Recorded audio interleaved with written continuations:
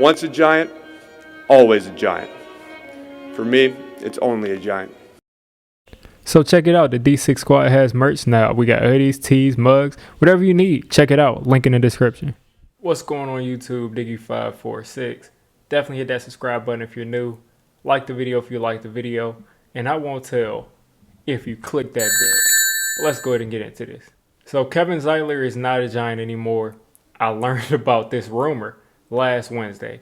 And I wasn't happy. I was actually on stream when I heard this first. And I was not happy about this. Kevin Zeitler was pretty much one of the staples of our offensive line. I think the staples right now of our offensive line, if you include Zeitler before he was cut, it's probably Andrew Thomas because he's your young player who got better as the year went on.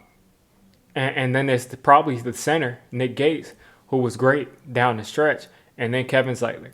Kevin Zeitler made up for people's mistakes. Nick Gates made up for people's mistakes. And everybody else is pretty much just learning. Everybody else was learning. Shane Lemieux wasn't really the best pass blocker. Matt Parrott started out really great. And then he started to have issues getting beat around the corner. And that's starting to get concerning. Now, he has all the physical tools, but that's a whole nother video to discuss.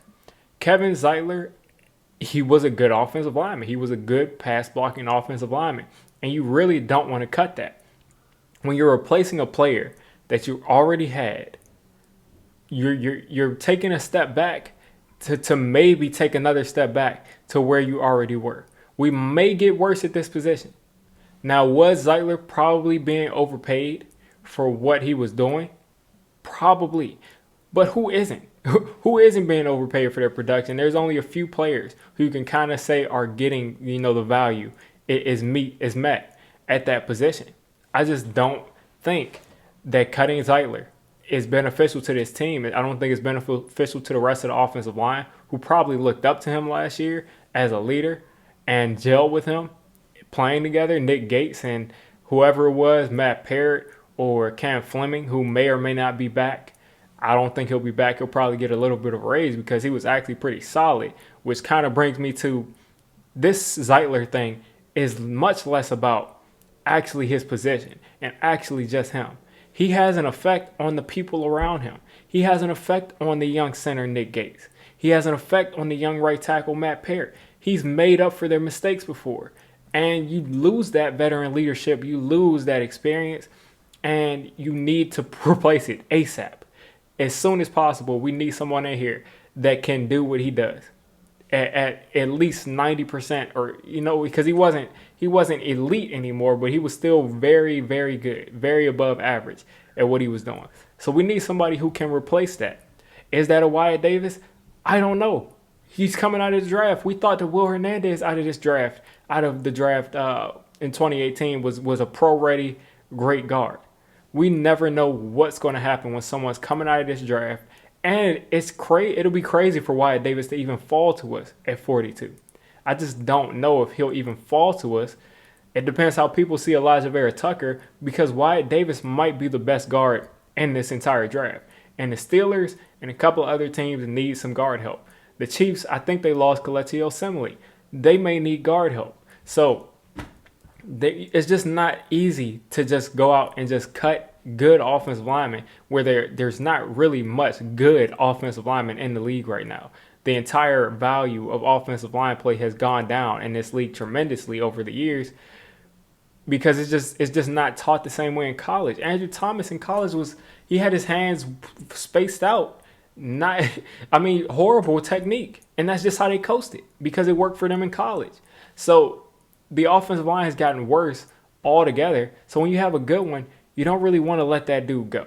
Now, he probably didn't want to restructure, and we recreated, $9.6 million in cap space by cutting him. So that's fine. And if he didn't want to restructure, at some point your hands are kind of tied. But what we did was we decided to tag Leonard Williams, and we decided to say that bringing back Leonard Williams is more important than keeping Kevin Zeitler. And that may pay off or it may not pay off depending on what Leonard Williams does in this upcoming year and hopefully what happens with a long-term deal. But we need to protect Daniel Jones. And this year, more than any other time, we need to make sure that we protect our quarterback. He's been injured both out of these years. Both was actually on runs, though. But nonetheless, we need to protect our quarterback, and we cannot have the entire right side of the offensive line as a question. Right now, what's going on that right side? Who's there? Are you going to move Lemieux, who was good as a run blocker on the left side, as a motion run blocker on the left side? Are you going to move him over to the right side? And he already wasn't a good pass blocker on the left side. You're going to move him over to the right side. Expect him to make a huge leap and be this great pass blocker, or a way better pass blocker than what he was, which would be a solid pass blocker. And and step up and switch positions and still be the same guy as far as a run blocker. Or are you going to move Will Hernandez over there?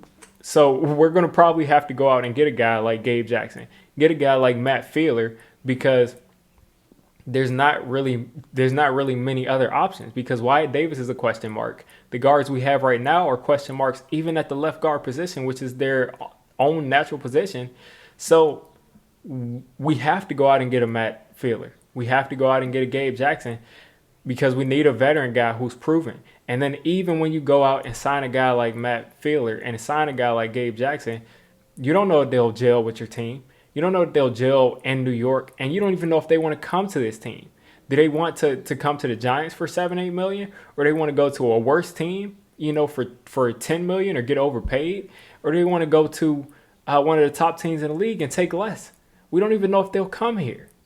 So this could be a move that hurts this team, and we're not going to have Kevin Zeitler making up for Matt Parrott's mistakes. We're not going to have Kevin Zeitler coaching up our center.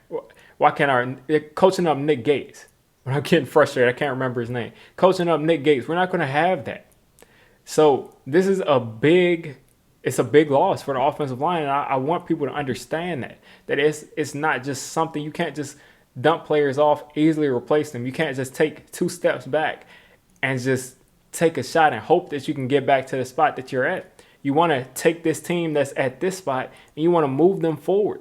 You don't want them to be stuck in the same spot and having to replace players to just get back to where you were. So we absolutely have to address this position in free agency with a veteran, which is going to take money away from signing free agents that we could have gotten. Maybe a guy like Hassan Reddick, maybe a guy like Corey Davis or Curtis Samuel. There's a lot of people out here on free agency that we're not going to have a shot at because we need to replace what we already did. And I know people are saying that the cap space wouldn't have been there if we didn't cut Zeitler. That's fair, but just think about it. If we were to make some moves to open things up on top of Zeitler, that means we'd be getting better. Now we're gonna insert a question mark no matter who it is at right guard, and we're gonna go in and probably get a tier lower of receiver, or if it's a tier higher of receiver, we still have lost that stability on that right side. So most of this is just me being annoyed because I don't know how they're gonna replace that right side. And I don't want them taking a guy like Elijah Vera Tucker at 11. I don't want that. I don't want them taking Rashawn Slater and having to stick him at guard because there's a massive hole there. I just don't want that. I want to be able to take the best player on the board, which will probably be a skill position. It will probably be the only guy that you can argue is probably better as a overall value guy than Rashad Bateman is probably Rashawn Slater out of the offensive lineman, and Penei Sewell, of course. But other than that, we're probably going to have to be reaching if we take an AVT at 11. So we need to be able to set ourselves up to be able to move forward, not just get back to the same spot.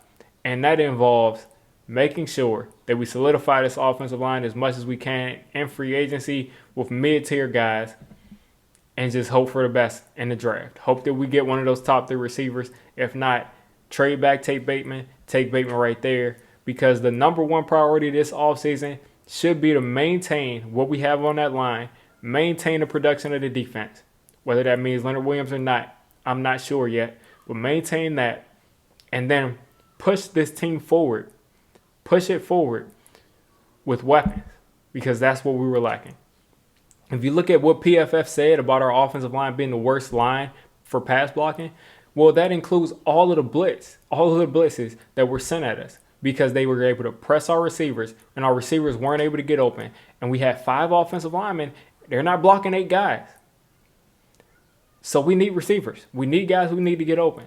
And I do not want to pass on a receiver. This is why I'm mostly frustrated. I don't want to pass on a receiver because we need to replace this guard.